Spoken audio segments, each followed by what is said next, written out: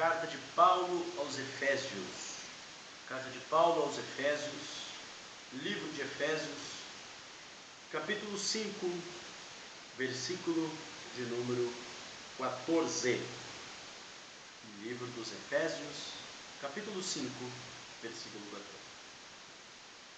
Pelo que diz: desperta tu que dormes, e levanta-te dentre os mortos, e Cristo te esclarecerá. Portanto, vede prudentemente como andais, não como necios, mas como sábios, remindo o tempo, porque os dias são maus. Pelo que, não sejais insensatos, mas entendei qual seja a vontade do Senhor, e não vos embriagueis com vinho, em que há contenda, mas enchei-vos do Espírito Santo. Queridos amados, eu trago uma mensagem de Deus para vocês hoje, cujo o tema é: a igreja brasileira necessita acordar de seu profundo sono. Queridos, esse texto é um texto maravilhoso da palavra de Deus, em que o apóstolo Paulo, ele traz para a igreja de Éfeso o seguinte assunto: a santidade cristã, ela é oposta aos costumes mundanos, ela é oposta, ela está andando na contramão. Eu quero falar hoje aqui com vocês sobre a crise vivida pela igreja brasileira. Aliás, o nosso país está mergulhado em uma profunda crise. Nosso país vive crises espontâneas nas finanças. Nosso país vive uma crise terrível na política, devido a grandes lavagens de dinheiro, devido à grande corrupção que só aumenta dia após dia. O nosso país é ridicularizado em todo o planeta devido à sua cultura. Então, nós concluímos que estamos submersos em uma profunda crise. Mas o que mais me apavora é que nós, a igreja, quando eu falo nós, eu me coloco também no contexto. Eu me coloco porque todos nós somos um corpo. Não adianta nós nomearmos a igreja A, a igreja B, mas nós, a igreja, a noiva de Cristo, estamos num profundo sono, onde não abrimos a nossa boca para profetizar sobre essa nação, aonde não abrimos a nossa boca para protestar contra a corrupção no nosso meio, aonde nós acreditamos que só pelo fato de termos títulos pastorais, títulos como apóstolo e tantos outros títulos, somos intocáveis. Não, igreja! Nós estamos vivendo uma profunda crise. Não adianta nós fecharmos os nossos olhos e idealizarmos que apenas a política está em crise, apenas o governo do PT está em crise, o culpado é o PT, o culpado é isso. Não. Nós também estamos vivendo uma terrível crise, ao qual a igreja nunca viveu em sua história. A igreja atual tem abandonado os princípios bíblicos. A igreja brasileira, ela tem abandonado, ela tem perdido a sua qualidade fundamental, que é o amor, que é a unidade, que é a verdade e principalmente a santidade. Os valores da igreja se perderam. Os valores da igreja se perderam no tempo, se dispersaram. A igreja está vivendo um momento caótico, um momento nunca vivido antes. O apóstolo Paulo diz aos Efésios: desperta, desperta, desperta tu que dormes, acorda, acorda desse profundo sono, que Cristo vai abrir a sua visão, que Cristo vai nos mostrar um novo horizonte, que Cristo vai nos mostrar como nós devemos interceder pelo Brasil, que Cristo vai nos dar a direção de como devemos tratar o nosso país, de como nós devemos lutar pela nossa pátria. E o apóstolo Paulo diz: remindo o tempo, porque os dias são maus. Há poucos dias tivemos um grande atentado na França. Não foi no nosso país. Não foi. Você vai falar: pastor, você está maluco. Não foi no nosso país. O que o Brasil tem a ver com isso? Tudo a ver com isso o Brasil tem. Tudo a ver. O mundo está um caos. O mundo está um caos. Houve uma informação vazada num vídeo gravado pelos extremistas islâmicos, pelos terroristas. Enquanto eles matavam um soldado, eles disseram que o próximo alvo deles seria o Brasil. Eu não estou aqui com medo de terrorista, eu não estou aqui tocando o terror na nação brasileira, mas eu estou querendo alertar a nação brasileira no caos que ela está afundada e submersa, no caos que a igreja está submersa. A igreja não acorda para ver aonde estamos, em que situação estamos, como a própria igreja se comporta. Nós vemos muitos dos nossos amados líderes religiosos apoiando políticos corruptos. Nós vemos várias igrejas fazendo de tudo para atrair jovens, enquanto os jovens deveriam ser atraídos pela palavra, não por festas, não por baladas gospel. Banalizaram a palavra gospel no seu contexto. Hoje tudo é gospel. Perderam a noção do que é santidade. A Bíblia, em toda a Escritura, ela fala sobre santidade.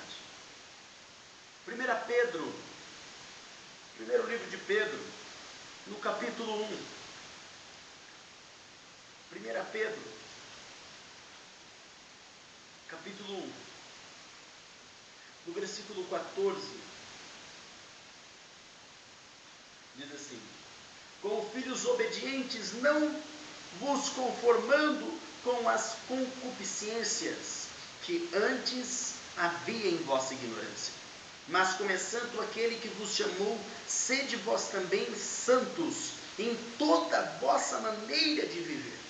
Portanto, escrito está: sede santo, porque eu sou santo. Perdemos também, sabe o que? O testemunho. Pedro fala: sede-vos santo em toda maneira de viver. A partir do versículo 13 do primeiro capítulo de 1 Pedro, Pedro faz uma exortação profunda à santidade. Muitos casos de prostituição dentro da igreja. Isso não tem agradado a Deus.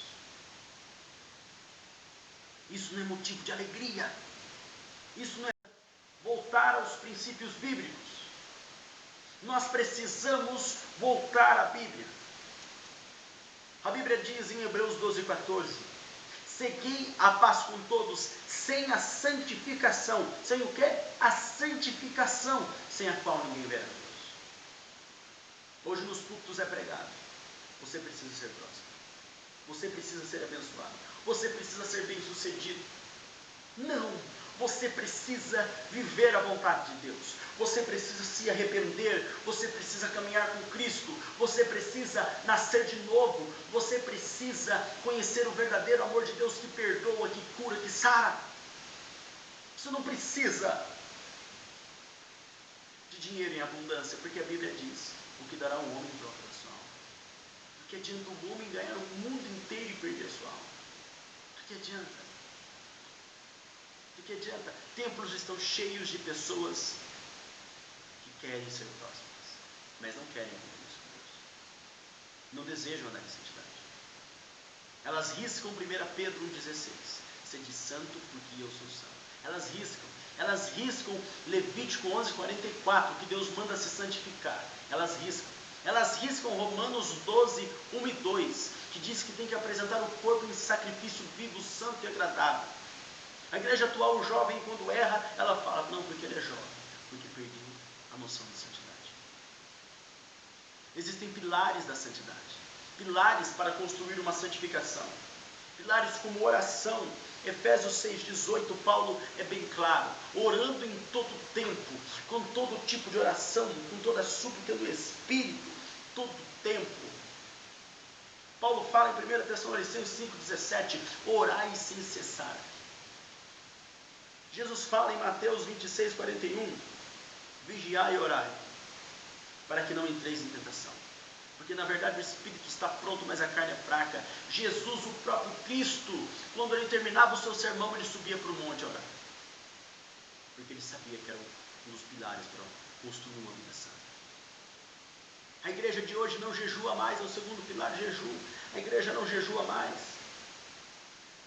A igreja se esqueceu do Cristo que ficou 40 dias no deserto, dia e noite, jejuando, se consagrando. Não existem mais pessoas em abundância. Existem sim poucos,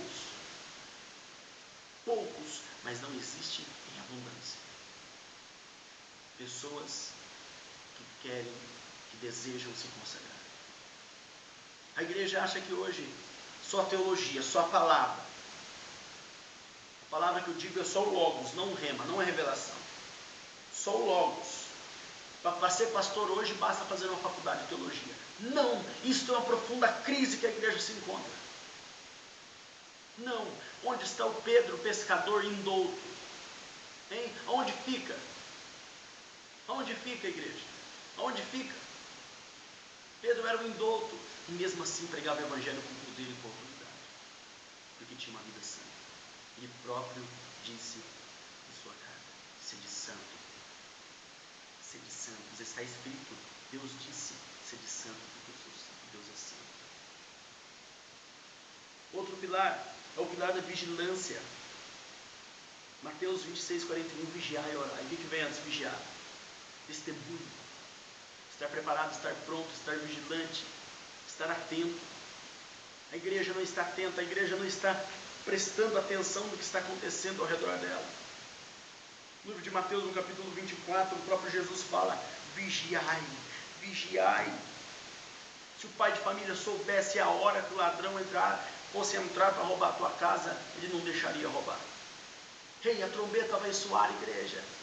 Acorda, igreja brasileira, acorda. É tempo de acordar, é tempo de acabar com MMA gospel, é tempo de acabar com balada gospel, é tempo de acabar com tudo esse lixo do mundo que está entrando dentro das nossas igrejas. Ei, pastores, ei, amados irmãos, vamos acordar, vamos orar, vamos jejuar, vamos pregar o evangelho nas ruas, vamos parar de ficar fazendo festas para atrair o povo. Não, vamos de porta em porta, de casa em casa, porque os apóstolos fizeram a igreja crescer, o Espírito Santo abençoava eles na obra, porque eles se reuniam singelamente, na simplicidade. Eles oravam de casa em casa, eles pregavam o verdadeiro evangelho, eles pregavam arrependimento, santificação e fé. Isso bastava. Hoje não. Culto do sucesso. O que mais? Campanha da prosperidade, campanha das portas abertas. Não. Perdemos o senso. Estamos numa profunda crise de trevas. E o último pilar, a palavra. A igreja está vivendo um tempo de ignorância intelectual. A igreja vive um tempo terrível, onde pregadores, onde os cultos são divididos em 50, 60 minutos de louvor, 5 minutos de palavra, 10 minutos de palavra, depois 20 minutos de testemunho, mais 40 minutos de oba-oba, de pula-pula. Não. Tem que ter palavra, tem que ter constância. Se esqueceram do que Jesus disse em João 5,39: examinai as escrituras, porque vocês terão que cuidar nela de encontrar a vida eterna, e são elas que me testificam. Se esqueceram do que Jesus disse, João 8,31: se vocês permanecerem na minha palavra. Se permanecerem aonde? No que o pastor diz? Não. Se permanecer onde? No que a igreja pede? Não. Permanecer aonde? No que? No que o profeta fala? O homem de Deus falou? Não, é no que Jesus disse. Paulo fala em Gálatas 1,9: mesmo que um anjo do céu descesse para anunciar outro evangelho, não aceite. Aceite o que está escrito nesse livro. Oséias 4,6, Deus fala: o meu povo padece por falta de conhecimento. É o que falta na igreja, conhecimento de Deus. Nós sabemos tudo.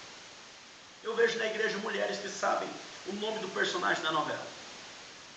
Eu vejo na igreja homens que sabem o nome do time de futebol inteiro, mas não sabem quantos livros tem a Bíblia. Não sabem. Não sabem quem foi Jesus, não sabem onde Jesus morou, não sabem com quem que ele andou, não sabem nem que ele teve 12 apóstolos. Não sabem. Não sabem. Não sabem nem que existem 2 Judas. Não sabem. Não sabem, porque não conhecem a Bíblia. Não conhecem. Não entendem. Não desejam. Não tem desejo. E os poucos que conhecem no nosso meio ainda distorcem a palavra. Buscam distorcer. Buscam tirar proveito do Evangelho Santo, onde Jesus morreu na cruz. Jesus fala, Mateus 7, 24 a 27, Jesus fala sobre a importância da prática da palavra. Aquele que ouve as minhas palavras e as pratica, eu compará-lo-ei a um homem sensato, prudente, que construiu sua casa sobre a rocha.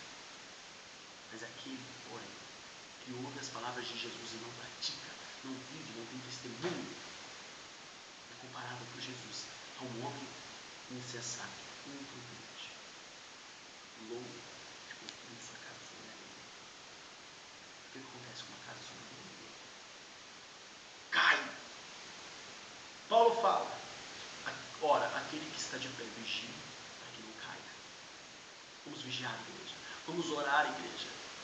É tempo de acordar, é tempo de servir a Deus com tudo que temos. A trombeta vai soar, mais de 153 sinais já se cumpriram. A igreja já está para subir, a trombeta está para soar, Jesus está para buscar a igreja, mas a igreja não está pronta, a igreja não está servindo a Deus como deveria. Onde está a santidade? Onde estão os valores? A igreja tem se vendido para políticos, a igreja tem se vendido na mídia. Não, isso não é do agrado de Deus. É tempo de acordar, é tempo de homens que têm compromisso, é tempo de profetas verdadeiros. Se for para passar fome por Cristo, eu passo. Se for para apanhar por Cristo, eu apanho. A Bíblia diz: aquele que perseverar até o fim será salvo.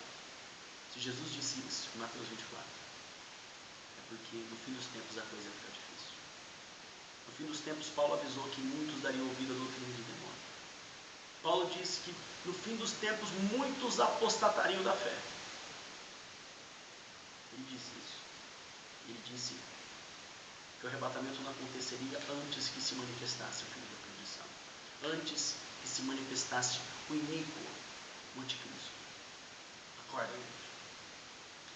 Paulo que está montado. Acorda, igreja. Acorda. É tempo de nós levantarmos nosso clamor, servirmos a Deus de verdade. Para você refletir, Mateus 25, 13.